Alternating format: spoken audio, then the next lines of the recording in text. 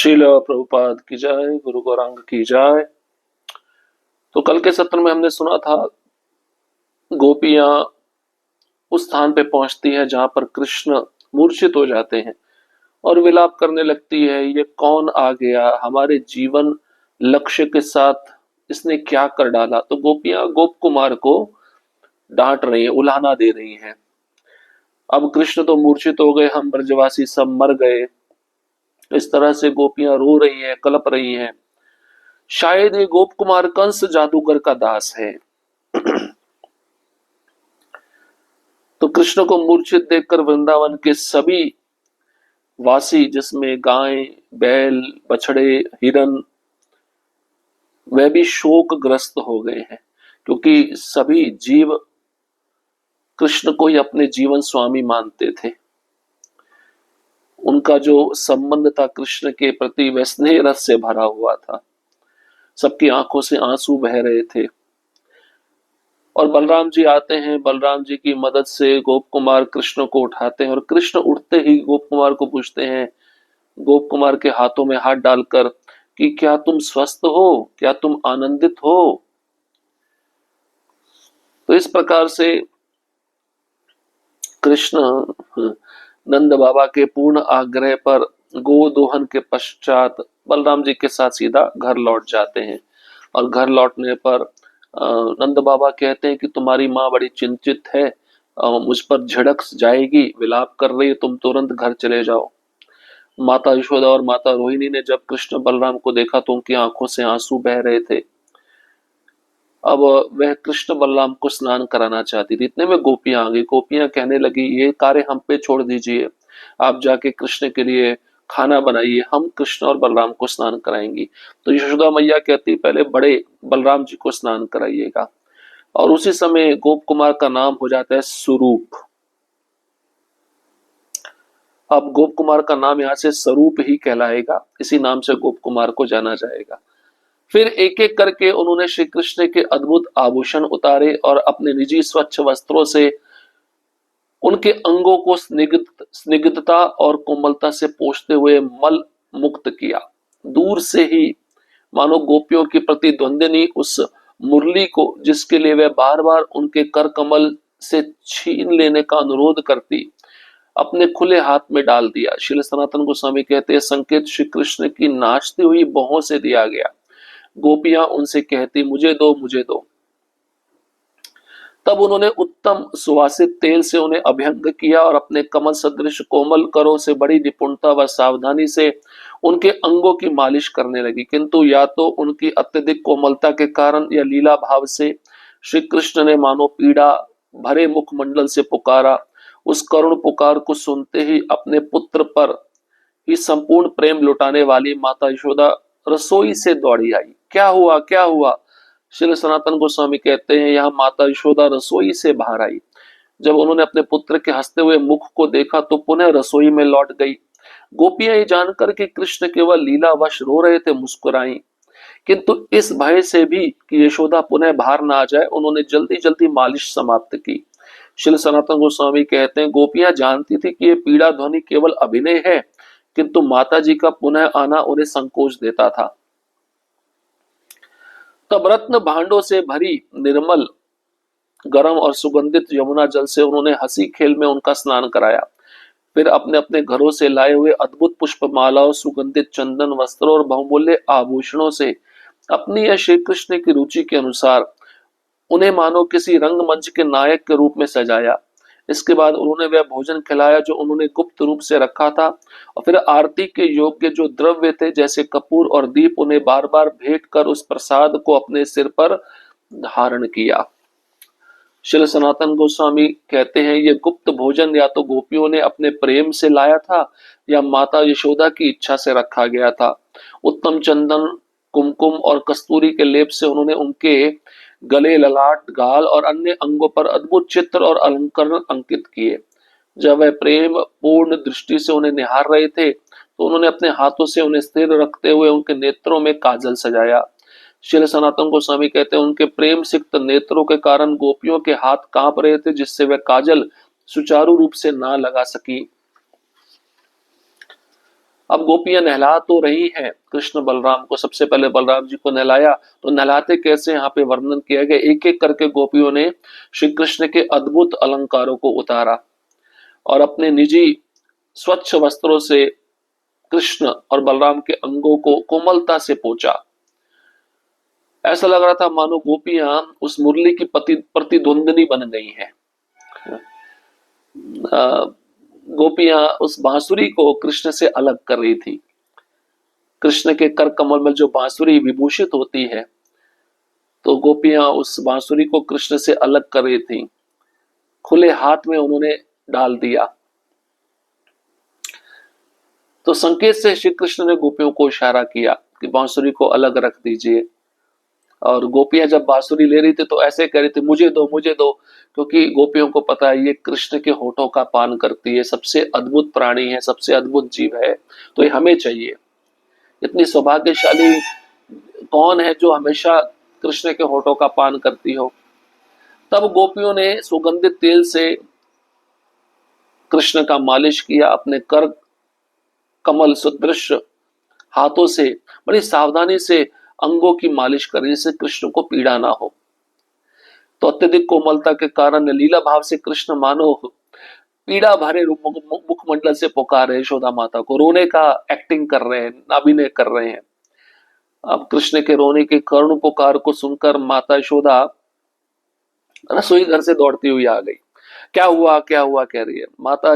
सनातन गोस्वामी कहते हैं यहाँ माता यशोदा रसोई से बाहर आई, तब उन्होंने अपने पुत्र को हंसते हुए देखा और पुनः रसोई में लौट गई। अब गोपियां जानती थी कृष्ण केवल लीलावश रो रहे हैं, तो गोपियां भी मुस्कुराने लगी। लेकिन गोपियों को भय था कहीं यशोदा माता पुनः बाहर ना आ जाए, इसलिए जल्दी जल्दी गोपियों ने मालिश समाप्त की। तब गोपियों ने रत्न भरे बर्तनों में गरम सुगंधित यमुना जल से हंसी खेल में कृष्ण का स्नान कराया। अपने घरों से वह अद्भुत पुष्प मालाएं लाई थी, सुगंधित चंदन लाई थी, वस्त्र बहुमूल्य आभूषण लाई थी। कृष्ण की रुचि के अनुसार वह कृष्ण को सजाने लगी। उन्होंने बाद में कृष्ण को भोजन खिलाया। गुप्त रूप से ये भोजन रखा गया था और फिर आरती के योग्य द्रव्य भी थे, कपूर और दीप, उन्हें बार बार कृष्ण को भेंट किया गया और उस दीप और आरती को अपने प्रसाद के रूप में सिर पर धारण किया। तो ये गुप्त भोजन या तो गोपियों ने अपने प्रेम से घर से बनाकर लाया था या माता यशोदा की इच्छा से रखा गया था। उसके बाद में चंदन, कुमकुम और कस्तूरी केसर के लेप से उन्होंने कृष्ण के गले, ललाट, गाल और अन्य अंगों पर चित्र और अलंकरण अंकित किए, पेंटिंग बनाया। फिर कृष्ण को प्रेम पूर्ण दृष्टि से निहार रही थी, कितने सुंदर दिखते हैं कृष्ण। अब गोपियों के हाथ कांप रहे हैं कृष्ण के आंखों में काजल लगाते समय, इसलिए ठीक से कृष्ण के आंखों में काजल भी सुचारू रूप से वह लगा नहीं सकी। वन लीला की सुख स्मृतियों को सुनाते सुनाते अनेक रमणीय हास्य वचन कहकर उन्होंने सखियों का मन मोहा। आपसी सख्य भाव की चेष्टाओं से श्रृंगार बार बार बाधित हुआ। श्री सनातन गोस्वामी कहते ये अच्छा नहीं है, इसे हटाकर फिर से करो। ऐसा कहकर वह बार बार श्रृंगार प्रक्रिया रोकते रहे।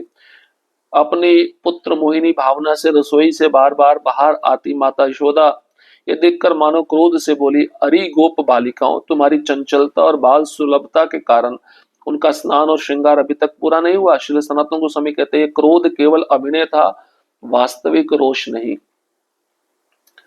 श्री स्वरूप ने कहा, उन गोपियों के चंचल हृदय को समझकर, जिनकी दृष्टि केवल अपने प्रियतम पर अटकी हुई थी, एक वृद्धा मुखरा ने कहा, अरे यशोदा ललने, देखो तो इन सखियों ने तेरे श्याम सुत में कैसी अलौकिक छटा ला दी है।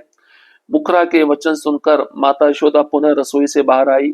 अपनी दाई के उस परिहास को भाप कर उन्होंने मानो क्रोध से कहा, सभी रूप राशियां अपने आप को आरती की थालियों में सजा उसके कमल चरणों के आगे अर्पित करती हैं, और मेरा ये श्यामल सुंदर लाल तो बार बार संपूर्ण जगत के मस्तक पर नृत्य करता है। इन सब सुंदरियों का एकत्रित रूप भी मेरे लाल के चरण की उंगली के नखाग्र की छटा की आरती करने योग्य नहीं। अब गोपियां बड़ी चालाक है। देखिए कृष्ण जो वन में जंगल में लीला करते हैं, गोपियां आपस में एक दूसरे को सुना रही है कृष्ण की इन लीलाओं को, उन स्मृतियों को याद कर रही है और हंस भी रही है। हंसते हंसते अब कृष्ण का मेकअप तो ठीक से हो नहीं सकता, तो सखियों का इन लीलाओं को सुनते सुनते मन मोह गया था। तो सख्य भाव में गोपियां चेष्टाएं कर रही हैं, श्रृंगार बार बार बाधित हो रहा है, श्रृंगार ठीक से नहीं हो पा रहा कृष्ण का। तो सनातन गोस्वामी कहते हैं, गोपी कहती है अच्छा नहीं, इसे हटाकर फिर से करो। ऐसा कहकर बार बार श्रृंगार किया जा रहा। तो गोपियां जान के ऐसा कर रही थी कि कृष्ण हमारी दृष्टि से दूर न जाए, कृष्ण इतने सुंदर हैं। अपुत्र मोहिनी भावना से मोहित बार बार यशोदा माता बार बार आती और क्रोध से बोली, अरे गोप बालिकाओं, तुम बहुत चंचल हो, बाल सुलभता के कारण तुम कृष्ण का स्नान और श्रृंगार अभी तक पूरा नहीं कर पाई। इतना घंटा हो गया, अभी तक तुम्हारा श्रृंगार चल रहा है कि कृष्ण को श्रृंगार करती जा रही हो। अब माता यशोदा का ये क्रोध केवल अभिनय है, नाटक है, वास्तविक क्रोध नहीं है। अब गोप कुमार जो स्वरूप बन गए हैं वे सब देख रहे थे। अब गोपियों के चंचल हृदय को समझकर वे स्वरूप, जिनकी दृष्टि केवल अपने प्रियतम कृष्ण पर अटकी हुई थी, एक वृद्ध मुखरा वहां पे आई। तो यशोदा माता को कहती, यशोदा ललने, ये जो सखियां हैं तेरे पुत्र में कैसी अलौकिक छटा ला दी है श्रृंगार करके। तो माता यशोदा ने जब मुखरा के वचन सुने तो वह रसोई से बाहर आई और अपनी उस मुखरा दाई के परिहास को भाप कर क्रोध में आकर माता यशोदा कहती है, सभी रूप राशियां अपने आप को आरती की थालियों में सजा ले और उसके चरण कमलों में अर्पित कर दे। मेरा ये श्यामल सुंदर लाल है, जो श्याम सुंदर है, बार बार पूरे जगत के मस्तक पर नाचता है। अगर सारी सुंदरियों का रूप भी इकट्ठा कर लिया जाए तब भी मेरे श्याम सुंदर की जो चरणों की उंगली का जो नाखून है, उसका जो अग्रभाग है, टोक, उसकी छटा के सौंदर्य के बराबर भी नहीं है।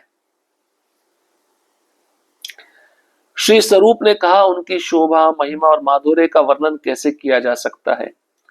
वह ना इस लोक की किसी वस्तु से, ना अलौकिक लोक की किसी वस्तु से, और ना ही द्वारका के महाराज से तुलना की जा सकती। श्री सनातन गोस्वामी कहते हैं, यहाँ रूप का अर्थ है उनके दिव्य अंगों की शोभा, महिमा का अर्थ है उनके श्याम वर्ण की गौरव दीप्ति, और माधुर्य का अर्थ है उनके मुस्कान तथा मुखचंद्र के अन्य भावों की अनुपमता।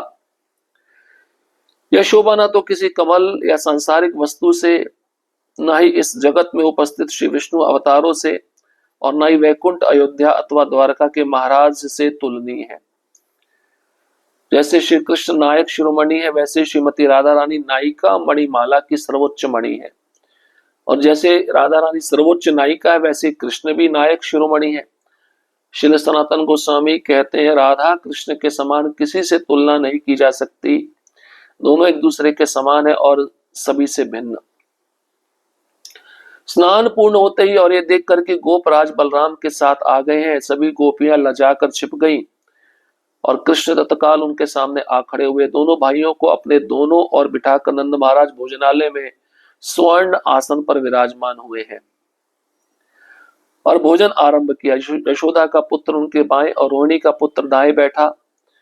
उनके आग्रह पर मैं उनके सम्मुख बैठा। भोग के सम्राट ने तब वह भोजन किया जो सभी गुणों से युक्त था, जिसमें 4 प्रकार के व्यंजन थे, जिसे माता रोहिणी रत्न खचित स्वर्ण और रजत पात्रों में रसोई से लाई और जिसे माता यशोदा ने अपने कर कमलों से स्नेह पूर्वक परोसा। श्री सनातन गोस्वामी कहते, भोग सम्राट से अभिप्राय यहाँ श्री कृष्ण है। अब स्वरूप जो गोप कुमार है, कृष्ण की शोभा, महिमा, माधुर्य का वर्णन कहते हैं कौन कर सकता है। कृष्ण ना तो इस लोक की कोई वस्तु है, ना अलौकिक लोक की कोई वस्तु है, ना ही द्वारका के महाराज से कृष्ण की तुलना की जा सकती है। सनातन गोस्वामी कहते हैं, रूप का अर्थ है दिव्य अंगों की शोभा और महिमा का अर्थ है कृष्ण का श्याम वर्ण की गौरव दीप्ति। तो कृष्ण की तुलना श्री विष्णु के अवतारों से नहीं की जा सकती। कृष्ण की तुलना तो वैकुंठ में रहने वाले विष्णु के जो अलग अलग अधिष्ठाता देव उनसे नहीं की जा सकती, और अयोध्या अथवा द्वारका के महाराज से भी कृष्ण की तुलना नहीं की जा सकती। जैसे श्री कृष्ण नायक शिरोमणि है, वैसे श्रीमती राधा रानी नायिका मणिमाला है। जैसे श्रीमती राधा रानी सर्वोच्च नायिका है, तो कृष्ण भी नायक शिरोमणि है। तो राधा कृष्ण के समान किसी से तुलना इनकी नहीं की जा सकती। ये एक दूसरे के समान है और सभी से अलग है। अब स्नान पूरा होते ही गोपियों ने देखा कि नंद बाबा आ गए। सभी गोपियां लजाकर छिप गईं और कृष्ण तत्काल नंद बाबा के सामने आके खड़े हो गए। नंद बाबा ने दोनों भाइयों को देखा। कृष्ण और बलराम को देखकर दोनों ओर बिठाकर नंद महाराज अब भोजनालय में सोने का आसन पर विराजमान हुए और नंद बाबा ने भोजन आरंभ किया। यशोदा के पुत्र श्री कृष्ण को नंद बाबा ने बाईं ओर बिठाया और बलराम जी को नंद बाबा ने दाईं ओर बिठाया। स्वरूप जो गोप कुमार है वह कहते हैं, कृष्ण ने मुझे बोला आप हमारे सामने बैठो, तो मैं उनके सम्मुख बैठ गया। उन्होंने आग्रह किया और भोग के सम्राट कौन है? भोग के सम्राट कृष्ण है, तभी तो उनको राजभोग लगता है, वो भोगों के राजा हैं। तब कृष्ण ने भोजन प्रारंभ किया जो सभी गुणों से युक्त था। 4 प्रकार के व्यंजन थे जिसमें माता रोहिणी ने रत्न खचित सोना और चांदी के बर्तनों में वह सब व्यंजन बनाए थे और वह रसोई से लेकर आई, जिसे माता यशोदा ने अपने कर कमलों से कृष्ण को अपने हाथों से खिलाया, बलराम जी को खिलाया। कितने अद्भुत प्रसंग है। ऐसा लगता है कि इन प्रसंगों को सुनते रहें, कभी भी मन तृप्त ना हो। तो इसको बचे हुए प्रसंग को हम कल के सत्र में पढ़ना जारी रखेंगे। हरे कृष्ण कृष्ण कृष्ण हरे हरे, हरे राम राम राम हरे हरे। श्रील प्रभुपाद की जय, गुरु गौरांग की जय।